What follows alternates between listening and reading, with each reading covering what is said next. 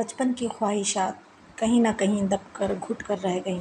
बचपन में क्या-क्या सोचते थे कि बड़े होकर डॉक्टर बनेंगे, इंजीनियर बनेंगे, न्यूज़ एंकर बनेंगे, एक्ट्रेस बनेंगे, लेकिन कुछ ना बने। बने तो सिर्फ़ हाउस मेकर, हाउसवाइफ़।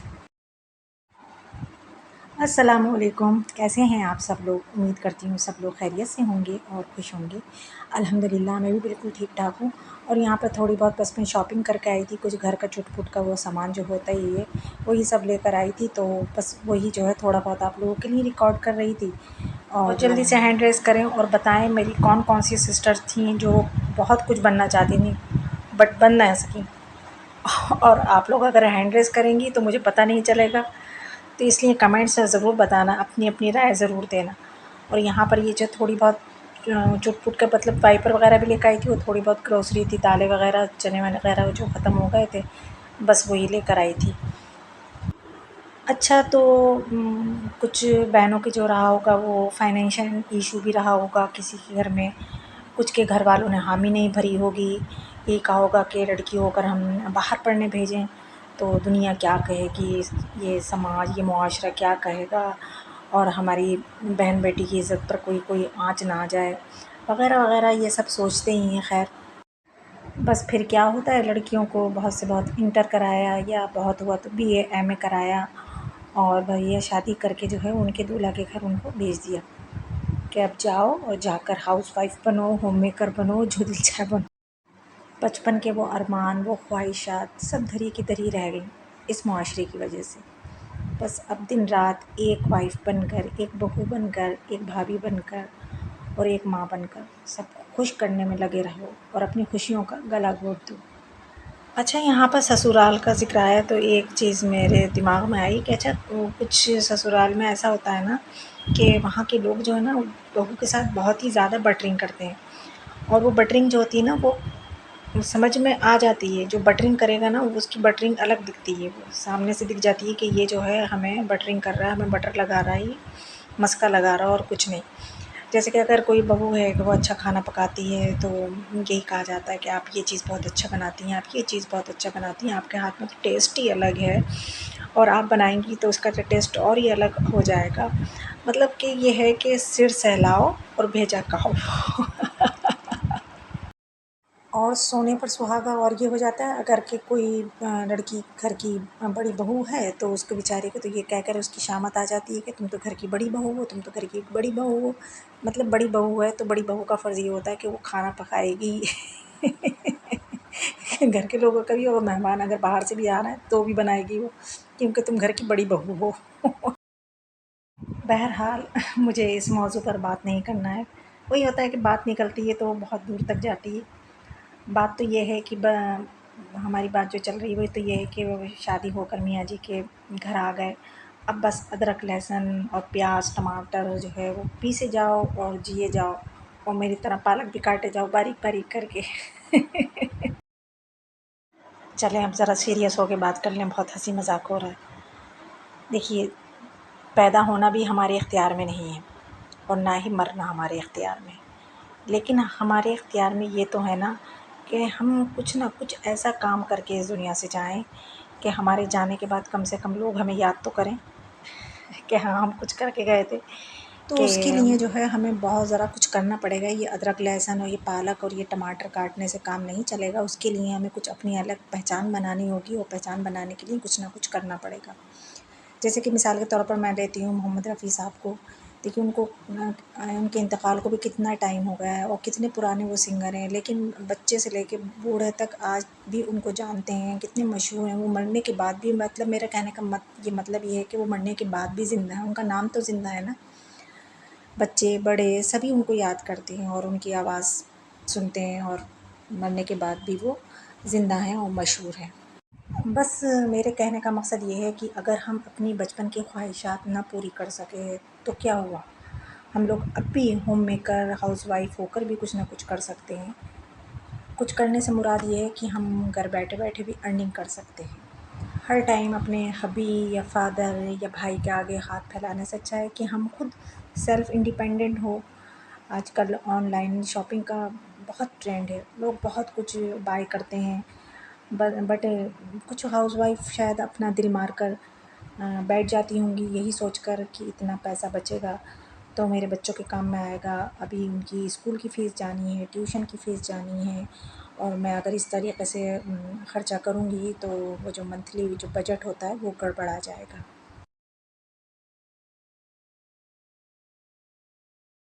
तो यहाँ पर मैं कहना चाहूँगी, मेरी एक सिस्टर हैं, उन्होंने ऑनलाइन अपना जो ये बिज़नेस है, ये कपड़ों का, सूट्स का स्टार्ट किया है बिज़नेस। अगर आप लोग इन चीज़ों में इंटरेस्टेड हैं और आप बाय करना चाहते हैं तो आप लोग मुझे कमेंट सेक्शन में बता देना।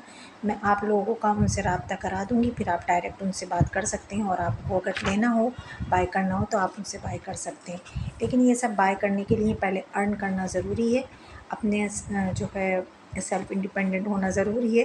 तो उस वही टिप्स आज मैं आप लोगों के साथ शेयर कर रही हूँ। तो बस सूट यहीं पर एंड होते हैं, आगे बढ़ते हैं। तो जी मेरे कहने का मकसद ये है कि हम लोग जो है ना वो कब तक यूँ घुट-घुट कर जिएँगे, कब तक हम दूसरों के आगे हाथ फैलाते रहेंगे अपनी ज़रूरियात के लिए, दूसरों के आगे हम क्यों सेल्फ इंडिपेंडेंट नहीं हो सकते? हो सकते हैं हम लोग, और घर में रहकर भी हो सकते हैं, हमें बाहर निकलना भी नहीं पड़ेगा, हम घर में रहकर भी हम अर्न कर सकते हैं। जैसे कि आप मुझे देखते हैं, मैंने अपनी यूट्यूब पर मैं वीडियोज़ बनाती हूँ तो ये अर्न करने के लिए तो कर रही हूँ। मेरी एक सिस्टर हैं जिनके मैंने अभी आपको सूट्स दिखाए, वो ऑनलाइन बिज़नेस कर रही हैं, तो वो काहे के लिए कर रही हैं? वो अर्निंग के लिए तो कर रही हैं, घर में बैठकर ही कर रही हैं वो भी। तो अल्लाह पाक से मेरी ये दुआ है कि अल्लाह पाक उनके रोज़ी में बरकत करे, अल्लाह पाक सबकी जायज़ रोज़ी में बरकत करे, मेरी भी और आपकी भी, आप सबकी। तो मैं आपको ये बताना चाहूँगी कि आप लोग मतलब कैसे-कैसे आप लोग घर में बैठकर अर्न कर सकती हैं। अगर आप वेल एजुकेटेड हैं, तो आप अपने घर में ट्यूशन्स दे सकती हैं, छोटे बच्चों को भी दे सकती हैं। अगर थोड़ा बहुत इंटर आपने कर रखा, बीए भी कर रखा है, तो आप ट्यूशन्स दे सकती हैं छोटे बच्चों को। तो ट्यूशन्स दे सकती हैं। अगर सिलाई, कढ़ाई, बुनाई आपसे अच्छी आती है तो आप वो मतलब करके आप उसको बाहर सेल करेंगी तो आप उसमें भी अच्छा खासा अर्न कर सकती हैं। आपने अगर फ़ैशन डिज़ाइनिंग का कोर्स कर रखा है तो आप अपना बुटीक वगैरह भी खोल सकती हैं। और आजकल बच्चों के स्कूल में डीआईवाई जो होते हैं कि हम लेने जाते हैं बाज़ार से, मार्केट से, तो कितने महंगे-महंगे चीज़ें आती हैं, बहुत महंगी होती हैं वो। तो अगर आपसे ये सारी चीज़ें बनाना आती हैं अच्छी-अच्छी तो आप वो घर में बना सकती हैं और सेल कर सकती हैं। बच्चों को या बच्चों की माँओं को बहुत ज़रूरत रहती है इन चीज़ों की, तो आप ये कर सकती हैं। आपसे अगर कुकिंग अच्छी आती है तो आप कुकिंग कर सकती हैं। और अगर आपसे बेकिंग अच्छी आती है, मतलब केक बनाना, ये सब करना, तो आप वो कर सकती हैं। और पेंटिंग्स की भी बहुत ज़रूरत होती है बच्चों को, वो कपड़ों की पेंटिंग होती है और वैसी भी होती है, तो आप वो पेंटिंग्स भी कर सकती हैं। आप ब्यूटिशन्स का अगर आपसे आता है तो आप ब्यूटिशन्स का भी कर सकती हैं। तो बहुत बहुत सारे एंड्स ऑन बहुत सारे हैं। तो जिस चीज़ में आपका इंटरेस्ट हो आप वो घर बैठे-बैठे आप कर सकती हैं और अर्न कर सकती हैं। बट हाउस मेकर या हाउसवाइफ़ होना कोई बुरी चीज़ नहीं है। अल्लाह ताला हर लड़की को साथ इज़्ज़त अपने वालिदैन की छाँव में, उन दोनों की दुआओं के साथ अपने-अपने घरों का करे और हर लड़की को अपने शौहर के घर जाकर खूब खूब खुश रखे। और अल्लाह ताला हर लड़की को उसका लाइफ पार्टनर जो है वो ऐसा अता करे जो वो उसको कदम-कदम पर मोटिवेट करे, ना कि डिमोटिवेट। और अगर हम घर बैठकर अर्न करेंगे तो इसमें हमारे हबी का ही फ़ायदा होगा। अगर हमारी जो फाइनेंशियल हालात जो हैं घर के अच्छे नहीं हैं तो हम अपने जो हबी है, हमारा शौहर है, हम उसकी हेल्प कर सकते हैं अपनी अर्निंग के ज़रिए। हम सारी लेडीज़ को शॉपिंग करने का बहुत ही शौक़ होता है। अब बस वो अलग-अलग चीज़ें हैं कि किसी को कपड़ों का ज़्यादा ख़रीदने का शौक़ होता है, किसी को होम डेकोर की मतलब चीज़ें जो होती हैं वो ख़रीदने का ज़्यादा शौक़ होता है और कुछ को क्रॉकरी। मुझे तो ये सारी चीज़ें ही अच्छी लगती हैं खैर मेरा दिल चाहता है मैं तो सारी ही चीज़ें खरीद लूँ। तो बस उसके लिए यही है कि हमें पहले अर्न करना पड़ेगा अपने आप से, तभी हम जो है हम अपने सारे शौक़ जो है वो पूरे कर सकते हैं। और अपने पैसों से कुछ भी बाय कर सकते हैं। और सबसे बड़ी बात ये है कि हम अगर किसी की मदद करना चाह रहे हैं, किसी गरीब की, और हमारे सामने है और हम मजबूर हो जाते हैं कि नहीं है हमारे पास इतने कि हम उसकी मदद कर सकें, तो जब हमारे पास अपने पैसे होंगे तो हम किसी गरीब की मदद भी कर सकते हैं जिसका हमें बहुत सवाब मिलेगा। और वो जब जब हमारे पास हमारी पहली सैलरी, पहली इनकम जो हमारे हाथ में आएगी ना, तो उसकी खुशी देखना आप कितनी क्या खुशी होगी, वो ऐसा लगेगा जैसे हम दुनिया के सबसे अमीर आदमी हो गए। तो मेरी प्यारी सिस्टर्स, अपने अंदर वो टैलेंट ढूँढें कि वो टैलेंट क्या है, वो क्या टैलेंट है जो आपके अंदर छुपा हुआ है और वो बाहर आने के लिए बेकरार है। लेकिन आप ना, आप और हम फिर वही दोबारा से वही गलती कर रहे हैं जो कि कभी हमारे पेरेंट्स ने कर दी, कि वही मुआशरे का डर, वही लोगों का डर है कि लोग क्या कहेंगे। अरे कहने दें लोगों का काम तो कहना ही है। तो वो एक गाना भी है, लोगों का काम है कहना, छोड़ो बेकार की बातों को। कहेंगे हमारी बहन क्या फटे ढोल की तरह गा रही है। आखिर में बस मैं यही कहूँगी कि इस दुनिया में जो लोग हैं ना, बहुत कम ऐसे लोग होंगे जो हमें मोटिवेट करने वाले होंगे, और डिमोटिवेट करने वाले हर 2 कदम पर हमें खड़े मिल जाएँगे कि ना ये मत करो, ना ये मत करो, ना ऐसा मत करो, ये गलत है। तो इन लोगों की बातों में ना आएँ, इन लोगों की बातों को एक कान से सुन के दूसरे कान से जो है ना झाड़ कर निकाल दें, और बस आगे बढ़ते चले जाएँ। तो बस यही थी वो मेरी 2-4 बातें जो मैंने आप लोगों के साथ शेयर करी हैं, जो मेरे दिल की बातें थी वो मैंने आप लोगों के साथ शेयर करी हैं। अगर आप लोगों को अच्छी लगी हों तो प्लीज़ कमेंट में ज़रूर बताना कि आप लोग को कैसी लगी मेरी बातें, और कौन-कौन है जो अब घर पर बैठकर ही अर्न करना शुरू कर देगा।